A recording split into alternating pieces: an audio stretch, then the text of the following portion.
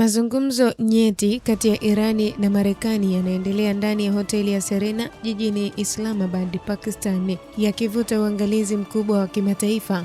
Kwa mujibu wa ripoti, Irani wamewasilisha hoja 10 ambazo 4 kati ya hizo si za kujadiliwa bali zinahitaji utekelezaji wa haraka bila masharti, jambo linaloonyesha msimamo wake mkali wa moja kwa moja katika mazungumzo hayo ya kidiplomasia. Katika hatua inayoongeza uzito wa mjadala, Ismail Baghei aliibua hoja ya kisheria akihoji msingi ulioruhusu Marekani kushikilia mali za Irani kwa takriban miaka 45.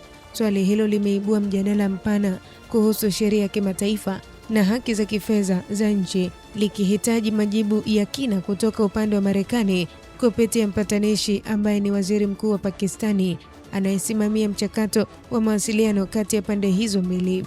Kwa sasa mazungumzo yako katika hatua ya kuchambua hoja hizo 4 zisizojadiliwa, huku Irani ikisisitiza kuwa makubaliano yoyote yatakayofikiwa lazima yatekelezwe mara moja bila kusubiri hatua za baadaye. Msimamo huu unaashiria ukosefu wa imani katika ahadi za muda mrefu na unaongeza changamoto katika kufikia muafaka, huku dunia ikiendelea kufuatilia kwa karibu hatima ya mazungumzo hayo muhimu.